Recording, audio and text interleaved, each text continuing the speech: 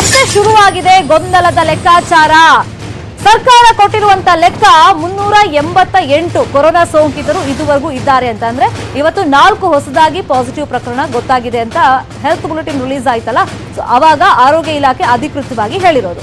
ಆದ್ರೆ ಕಾಂಗ್ರೆಸ್ ನಾಯಕರ ಜೊತೆ ಮಾತುಕತೆ ಮಾಡ್ತಾ ಇದ್ರಲ್ಲ, ಆ ಸಂದರ್ಭದಲ್ಲಿ ಯಡಿಯೂರಪ್ಪ ಅವರೇ ಒಂದು ಪೇಪರ್ ನೋಡ್ಕೊಂಡು ಓದಿದ್ರು, ಅಧಿಕಾರಿಗಳು ಬರ್ಕೊಟ್ಟಿರೋದು. ಅದರಲ್ಲಿ ಕರ್ನಾಟಕದಲ್ಲಿ ಇಲ್ಲಿ ತನಕ 410 ಜನರಿಗೆ ಸೋಂಕು ಇದೆ ಅಂದ್ರು. ಇನ್ನೊಂದ್ ಕಡೆ ಸುಧಾಕರ್ ನೋಡಿದ್ರೆ ಮತ್ತೊಂದು ಲೆಕ್ಕ ಹೇಳ್ತಾ ಇದ್ದಾರೆ.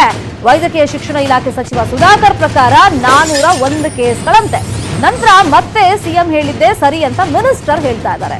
ಬರೀಲಿ ಗೊಂದಲ ಗೊಂದಲ ಗೊಂದಲ ಇದೆ. 388 ಅಕಾರ್ಡಿಂಗ್ ಟು ಆರೋಗ್ಯ ಇಲಾಖೆ, 410 ಸಿಎಂ ಪ್ರಕಾರ, 401 ಸುಧಾಕರ್ ಪ್ರಕಾರ. ಹಂಗಾದ್ರೆ ರಾಜ್ಯದಲ್ಲಿ ಎಷ್ಟು ಜನ ಸೋಂಕಿತರಿದ್ದಾರೆ, ಎಷ್ಟು ಜನಕ್ಕೆ ಈ ಕೊರೋನಾ ಅಂಟ್ಕೊಂಡಿದೆ?